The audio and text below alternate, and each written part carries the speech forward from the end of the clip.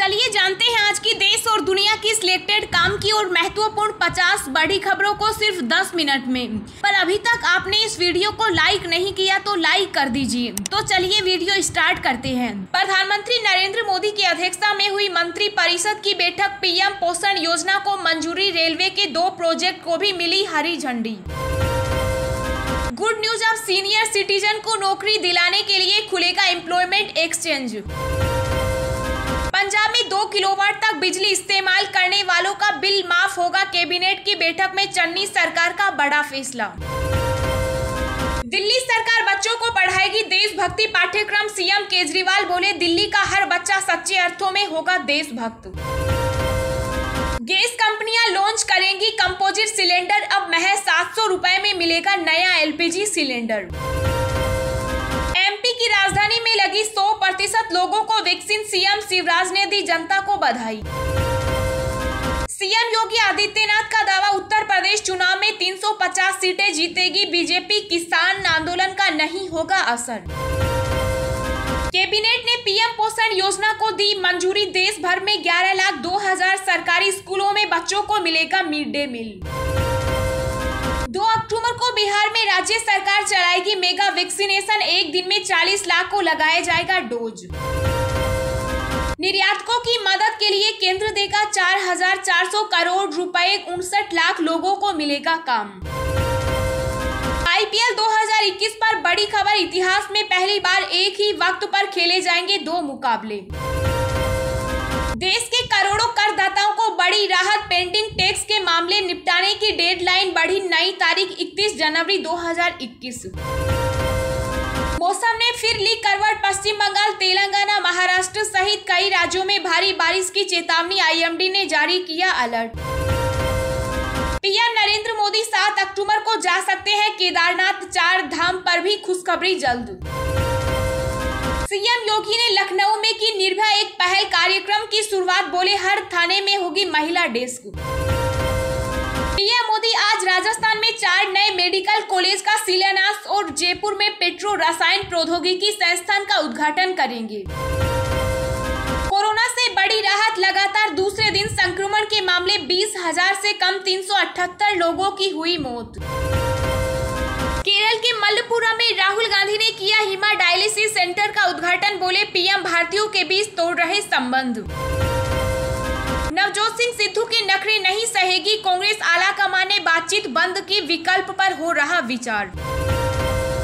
गुजरात तक चक्रवात गुलाब का असर। दक्षिण गुजरात और सौराष्ट्र में भारी बारिश। अंबिका नदी उफान पर।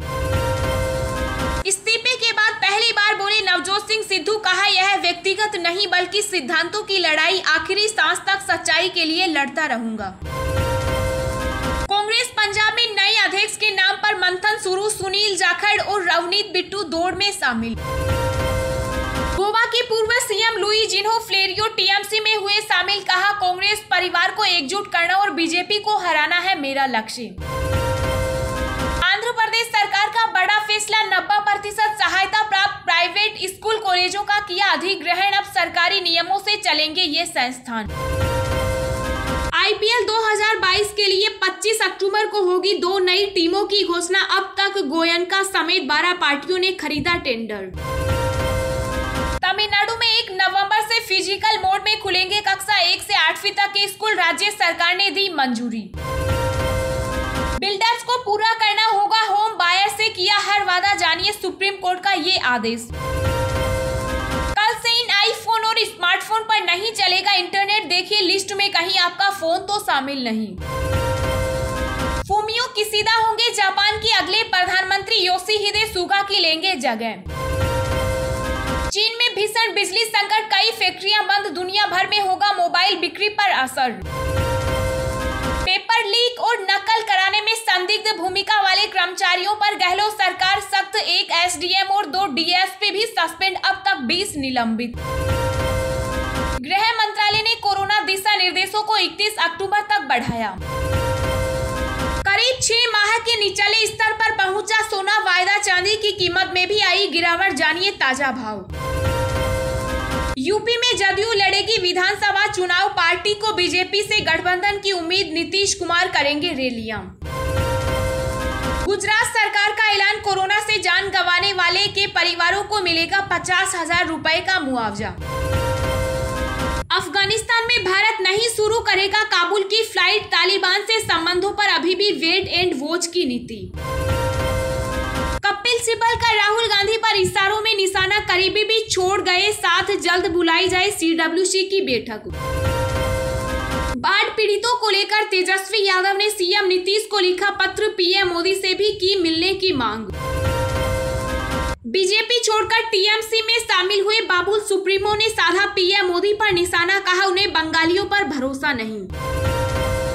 फिर G23 ने बढ़ाई कांग्रेस की मुसीबत, गुलाब नबी ने लिखी सोनिया गांधी को चिट्ठी, CWC बैठक बुलाने की मांग। जी हाँ दोस्तों, और भी बहुत बड़ी काम की खबरें निकल कर आ रही है, इसलिए वीडियो को लास्ट तक जरूर देखना। तो चलिए अब जानते हैं जो महत्वपूर्ण काम की खबरें हैं उनको विस्तार से। पर इससे पहले अभी तक आपने इस वीडियो को लाइक नहीं किया तो लाइक कर दीजिए। गुड न्यूज, अब सीनियर सिटीजन को नौकरी दिलाने के लिए खुलेगा एम्प्लॉयमेंट एक्सचेंज। जी हाँ, देश में सीनियर सिटीजन के लिए एक अच्छी खबर है। सरकार वरिष्ठ नागरिकों के लिए एक ऐसा रोजगार एक्सचेंज खोलने जा रही है जिनके द्वारा उनको नए सिरे से नौकरी दिलाने की कोशिश की जाएगी। यह एक्सचेंज 1 अक्टूबर यानी शुक्रवार से ही शुरू होगा। इसके अलावा सरकार ने सीनियर सिटीजन के लिए एक हेल्पलाइन की भी शुरुआत की। इस एक्सचेंज में सीनियर सिटीजन अपना रजिस्ट्रेशन कराकर अपने लिए रोजगार की तलाश कर सकेंगे। इस तरह का एम्प्लॉयमेंट एक्सचेंज देश में पहली बार खोला जा रहा है। इसके लिए एक पोर्टल शुरू हो रहा है। 60 साल के ऊपर के जो लोग नौकरी करना चाहते हैं वे 1 तारीख से सामाजिक न्याय एवं अधिकारिता मंत्रालय की अगुवाई में खुल रहे सीनियर एबल सिटीजन फॉर री एम्प्लॉयमेंट इन डिग्निटी पोर्टल पर जाकर रजिस्ट्रेशन करा सकते हैं। पंजाब में 2 किलोवाट तक बिजली इस्तेमाल करने वालों का बिल माफ होगा, कैबिनेट की बैठक में चनी सरकार का बड़ा फैसला। जी हाँ, पंजाब में विधानसभा चुनाव के महासंग्राम में कुछ ही महीनों का वक्त बाकी है और इधर लंबे समय से चल रहे कांग्रेस के भीतर का दंगल अभी भी जारी है। इस बीच चरणजीत सिंह चन्नी ने पंजाब के लोगों के लिए बड़ा ऐलान किया है। करीब 2 घंटे चली कैबिनेट की बैठक के बाद मुख्यमंत्री चन्नी ने पंजाब के 80% लोगों का बकाया बिजली बिल माफ करने का ऐलान किया। मुख्यमंत्री ने कहा कटे बिजली कनेक्शन दोबारा बहाल किए जाएंगे, बकाया बिजली बिल सरकार भरेगी और इससे सरकार पर 1200 करोड़ रुपए का भार पड़ेगा। उन्होंने बताया कि 2 किलोवाट तक बिजली इस्तेमाल करने वालों का बिजली माफ किया जाएगा। गैस कंपनियां लॉन्च करेंगी कंपोजिट सिलेंडर, अब महज 700 रुपए में मिलेगा नया LPG सिलेंडर। जी हाँ, देश में लंबे समय से कंपोजिट सिलेंडर लॉन्च करने को लेकर चर्चा चल रही है। इसको लेकर अब गैस कंपनियों ने पूरी तैयारी कर ली है और अब जल्द ही कंपोजिट सिलेंडर लॉन्च किए जा सकते हैं। ये ऐसे कंपोजिट सिलेंडर होंगे जो पुराने घरेलू LPG सिलेंडर से 7 किलो हल्के होंगे। कंपोजिट सिलेंडर से ये फायदा है कि यूजर्स को सीधे पता चल जाएगा कि इसमें कितनी गैस बची है। फिलहाल कंपोजिट सिलेंडर की कीमत 700 रुपए बताई जा रही है, लेकिन गैस सस्ती नहीं हुई है। आपको बता दें कि इसकी कीमतों में कमी नहीं की गई, बल्कि इसमें 4 किलो गैस कम की गई। कंपोजिट सिलेंडर सबसे पहले अहमदाबाद, रांची, रायपुर, जयपुर, हैदराबाद, फरीदाबाद, दिल्ली, लुधियाना जैसे 28 शहरों में उपलब्ध किया जाएगा। यह गैस सिलेंडर लोहे के सिलेंडर की तुलना में काफी हल्का होगा।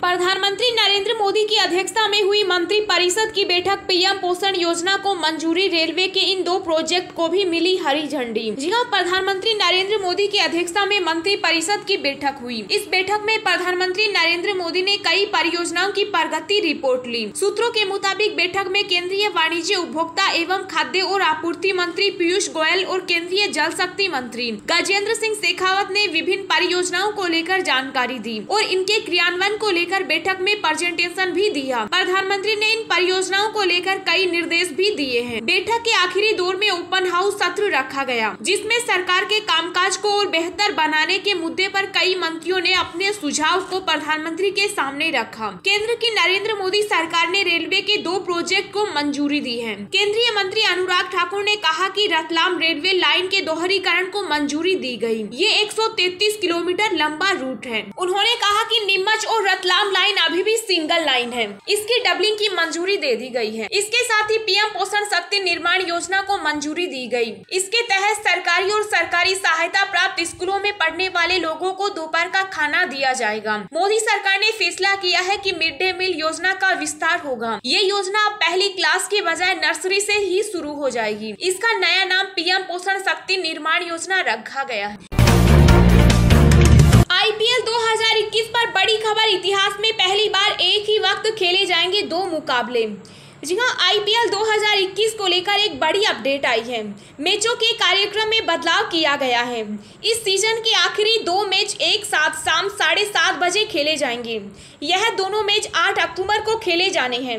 यह match Sunrisers Hyderabad, Mumbai Indians और Royal Challengers Bangalore, Delhi Capital के बीच खेले जाएंगे। बीसीसीआई ने एक बयान जारी कर इस बात की जानकारी दी है। ऐसा आईपीएल में पहली बार होगा कि एक ही समय में 2 मैच खेले जाएंगे। आमतौर पर आईपीएल में जब भी डबल हेडर होते हैं तो एक मैच दिन में और एक मैच शाम को होता है, लेकिन इस बार पहली बार दोनों मैच एक ही समय खेले जाएंगे। ये फैसला आईपीएल की गवर्निंग काउंसिल की मंगलवार को हुई बैठक में लिया है। दिन भर की ताजा खबरें सोशल मीडिया पर पाने के लिए आप हमें फेसबुक, ट्विटर, टेलीग्राम पर ज्वाइन करें। लिंक नीचे डिस्क्रिप्शन में दी गई है। इसके साथ ही खबरें सबसे पहले पाने के लिए चैनल को सब्सक्राइब करें और बेल आइकन को प्रेस करके ऑल को सेलेक्ट करें। निर्यातकों की मदद के लिए केंद्र देगा 4,400 करोड़, 59 लाख लोगों को मिलेगा काम। जी हां, प्रधानमंत्री नरेंद्र मोदी की अध्यक्षता में हुई बैठक में केंद्रीय कैबिनेट ने सरकारी स्वामित्व वाली export credit guarantee corporation limited में 4,400 करोड़ रुपए के कैपिटल निवेश को मंजूरी दे दी है। केंद्रीय वाणिज्य मंत्री पीयूष गोयल ने कैबिनेट की बैठक के बाद बताया कि ईसीजी को एक पब्लिक ऑफर के जरिए सूचीबद्ध भी किया जाएगा। सरकार ईसीजी में 2021-22 से शुरू होकर 5 साल तक 4,400 करोड़ रुपए का निवेश करेगी। ईसीजीसी में तत्काल डाले जाएंगे 500 करोड़। केंद्रीय मंत्री गोयल ने कहा कि ईसीजीसी में तुरंत 500 करोड़ रुपए डाले जाएंगे। उन्होंने उम्मीद जताई है कि अगले साल ईसीजीसी को सूचीबद्ध करा जाएगा। उन्होंने बताया कि मौजूदा वित्त वर्ष में 21 सितंबर 2021 तक कुल निर्यात 185 अरब रुपए का रहा। बता दें कि ईसीजीसी निर्यातकों को क्रेडिट इंश्योरेंस सर्विसेज उपलब्ध कराकर निर्यात को बढ़ावा देने के लिए शुरू की गई थी। सीएम योगी आदित्यनाथ का दावा, उत्तर प्रदेश में चुनाव में 350 सीटें जीतेगी बीजेपी, किसान आंदोलन का नहीं होगा असर। जी हां, उत्तर प्रदेश विधानसभा चुनाव में जीत हासिल करने, सीटों की संख्या और चुनाव के दौरान किसान आंदोलन के असर को लेकर राज्य के मुख्यमंत्री योगी आदित्यनाथ ने बड़ा बयान दिया। सीएम योगी ने कहा कि विधानसभा चुनाव के बाद भारतीय जनता पार्टी दोबारा सत्ता में आएगी और विधानसभा चुनाव के दौरान किसान आंदोलन का कोई असर नहीं देखने को मिलेगा। इस दौरान उन्होंने कहा कि राज्य में मौजूदा बीजेपी की सरकार विधानसभा में 325 से 350 सीटों पर जीत दर्ज करेगी। योगी आदित्यनाथ ने राज्य सरकार शासन, आर्थिक विकास और गैर कानून व्यवस्था के मामले में अच्छा काम कर रही है। इस दौरान मुख्यमंत्री ने कहा कि मुझे भरोसा है कि राज्य में शासन के रिकॉर्ड को ध्यान में रखते हुए और कई अन्य समीकरण को साधते हुए सत्ता विरोधी लहर को भी दूर कर दिया जाएगा। विपक्षी दलों पर हमला बोलते हुए योगी आदित्यनाथ ने कहा, चूँकि विपक्ष के पास कोई मुद्दा नहीं बचा है, ऐसे में वे लोग तथाकथित इस किसान आंदोलन को हवा देने में जुट गए हैं। उन्होंने साफ किया कि किसान नेता राकेश टिकैत के नेतृत्व में जारी आंदोलन का असर पश्चिमी यूपी में नहीं दिखाई देगा।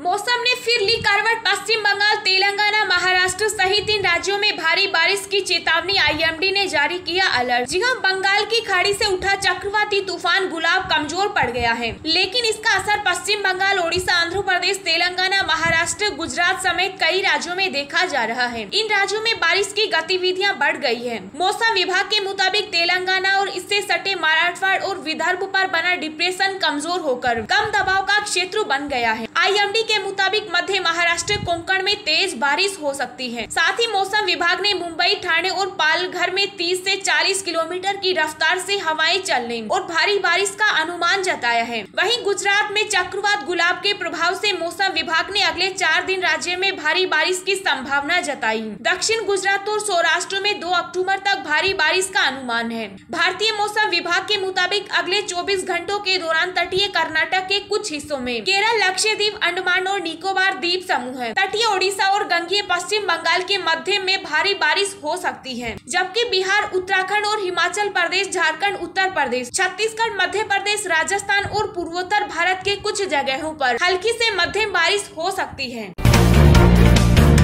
कोरोना से बड़ी राहत, लगातार दूसरे दिन संक्रमण के मामले 20,000 से कम, 378 लोगों की हुई मौत। जी हां, कोरोना महामारी को लेकर लगातार दूसरे दिन राहत की खबर आई है। स्वास्थ्य मंत्रालय के ताजा आंकड़ों के मुताबिक बीते 24 घंटों के दौरान कोरोना के 18,870 नए मामले सामने आए और 378 लोगों की मौत हो गई। हालांकि इस दौरान 28,178 लोग स्वस्थ भी हुए हैं। वहीं भारत में फिलहाल कोरोना के 2,82,520 एक्टिव मरीज हैं। केरल में कोरोना संक्रमण से राहत मिलती दिखाई नहीं दे रही है। इस बीच राज्य में पिछले 24 घंटे में 11,196 नए मामले दर्ज किए गए, जबकि इस खतरनाक बीमारी से 149 लोगों की जान चली गई। बता दें कि कोरोना संक्रमण के मामलों में केरल सबसे अधिक प्रभावित राज्यों में से एक रहा। देश भर से दर्ज हो रहे कुल मामलों का लगभग 60% हिस्सा केरल से ही सामने आ रहा है। भारत में कोरोना के खिलाफ वैक्सीनेशन अभियान लगातार जारी है। स्वास्थ्य मंत्रालय के अनुसार अब तक देश में कुल वैक्सीनेशन का आंकड़ा 87,66,63,490 के पार हो गया। वहीं बीते 24 घंटे में वैक्सीन की 54,13,332 डोज दी जा चुकी।